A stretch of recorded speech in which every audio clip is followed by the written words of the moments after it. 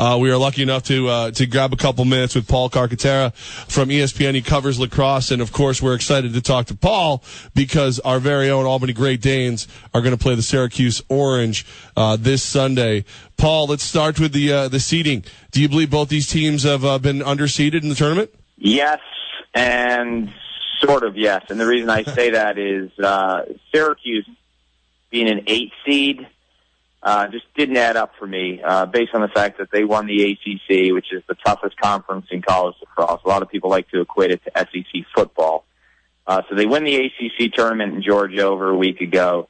I really had them at like a 4 or 5. Now, when Albany lost to Hartford, I thought they put themselves in a position not to be seeded. Maybe fall in at like an 8.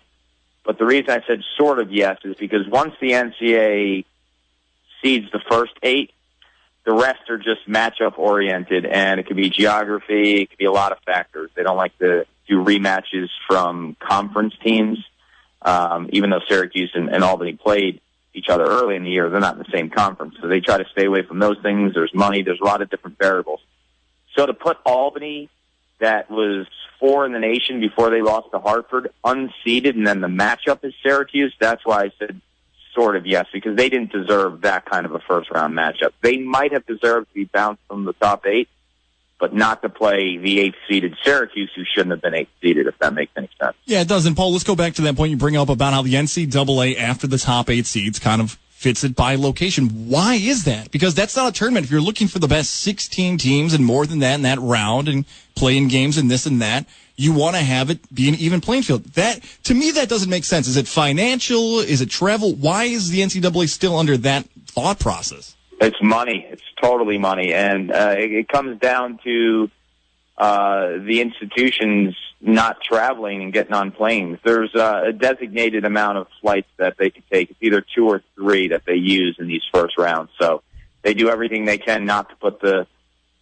players on planes based on budget. So you get a lot of these matchups in the first round that are just really, really tough. And then from a traveling standpoint, you know, the maximum bus ride, I don't even know, it's like 300-something miles. So yes. you'll see it stretched out. You'll see Duke go to Loyola in Baltimore, which is a solid 5.5-hour bus ride. You'll see Navy travel up to Yale, those types of things. So they have to be careful with the amount of flights they do. It's money-driven. But, look, at the end of the day, if you take care of business throughout the course of the year, and I'll use Syracuse and Albany as examples, Albany would love to have that game back against Hartford, and they were ranked 4th in the nation before they lost. They would have had a really, really nice seed. If Syracuse didn't lose to Cornell 3 weeks ago, which they shouldn't have, they would have had a really, really nice seed. So as much as I want to give these guys an out, they made their own bet, to be quite honest with you.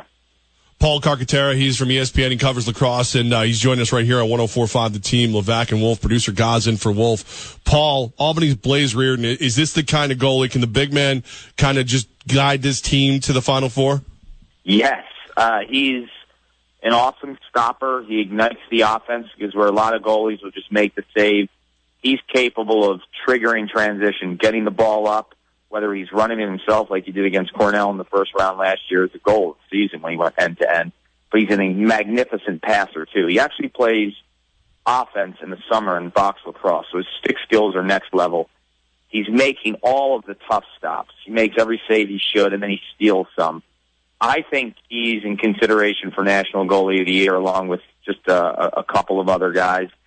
Personally, I think he deserves the award because of the tempo that Albany plays, puts a lot of pressure on him, as it does with Brown's goalie, Jack Kelly, who's right there neck and neck, and then the other guy is Maryland's Kyle Bernlauer. Those three have separated themselves from the pack. But Blaze Reardon is a senior now.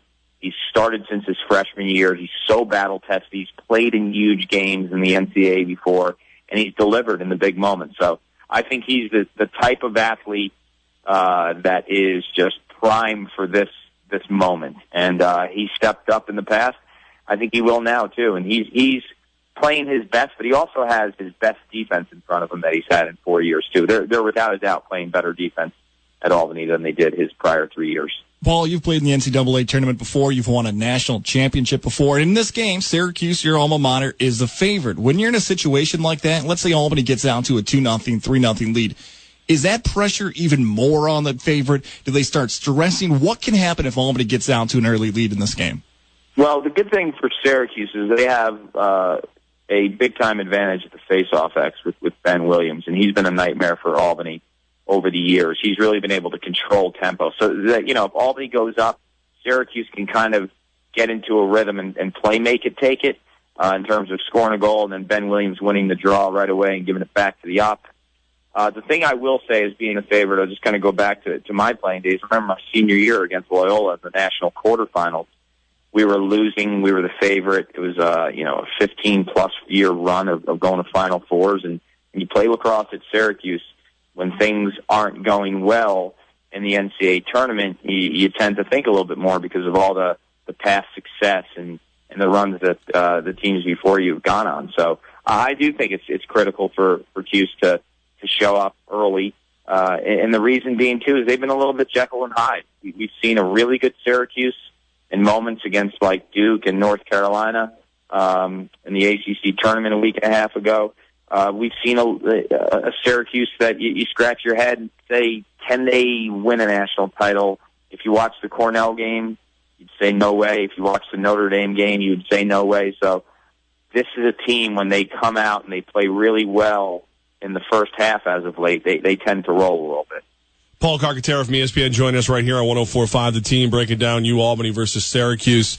So, Paul, obviously you've got a lot of love for Cuse. We got a lot of love for Scott Marr and the Great Danes. I got a lot of love for Scott Marr, too. Actually, he grew up in my hometown of Yorktown, and he was one of my idols and mentors as a young kid. He's like another family guy to me, so I'm a huge Albany fan as well. So you're torn on this one personally. Oh, definitely. Yeah, I mean, he's my guy. Scott's my guy. All right, so Paul, when all's done, who do you think wins this game? Wow. When they played in the beginning of the season in late February, Syracuse kind of controlled them and owned the matchup. I think this is going to be a super, super close game. Connor Fields has now emerged as not just a goal scorer. Last year when he played with Lyle Thompson, he was like that lefty finisher, 66 goals now. He's feeding at an elite level, and he's become like a three-dimensional attacker in terms of a dodger, a shooter, and a feeder. So I think the offense has just blossomed for Albany big time. With that said, Syracuse's offense with their midfield has blossomed big time as well. So I think from an offensive standpoint, these teams are kind of neck and neck. They play a little bit different, but they're both going to be really productive. The one thing that Albany has to figure out, though, is a way to slow down Ben Williams, because if he wins his typical 65, 68%, Syracuse is going to get, 7-8 more possessions in the game, and they're going to win. If Albany can find a way to get Ben Williams under 60%, in the low 50s, I think Albany can win this game. So you hate to say a key to the game is the face-offs, because it always is. But in this matchup, in the past, he's dominated so much that he's just given his offense way too many possessions for Albany to withstand that kind of a run. So it's going to come down to that. So mark my words, if you see Ben Williams in the low 50s at the face-off X, Albany will win. If he's at his typical self over 63, over 65%, Cuse does. Awesome. Paul Carcantara from ESPN. Now, Paul, our producer, Gaz here, he is a proud Hobart alum, and all we heard about yesterday up until about halfway through the show is how great Hobart was. And then, oddly enough, he stopped talking about Hobart altogether. Any reason you can think of why he might not be mentioning his alma mater all of a sudden? Wait a second. You're asking the wrong guy. I do not like Hobart for the reason that when I was at Syracuse, when we'd go up to Boswell That's Field, right. The drunk fraternity kids would just heckle us all day long. They would throw oranges at us. Uh-huh. They'd throw fish. Fish is the best one. Yeah, Seneca Lake. That's right. Hobart, those guys can go pound sand, man. I haven't had my vengeance yet. You didn't feel bad at all about the 18-5 final then, did you, Paul? No, absolutely not. Too close.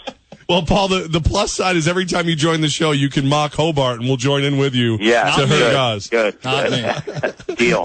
Paul Carcantara joining us from ESPN. Paul, thank you so much for your time and helping us break down Albany versus Cuse. If Albany rolls on and Scott Marr rolls on, any chance we can get you back on? Absolutely, 100%. Thanks, gentlemen. I promise we will throw fish at Gaz when it happens. Sounds good. All right, Paul Carcantara, thank you so much, man.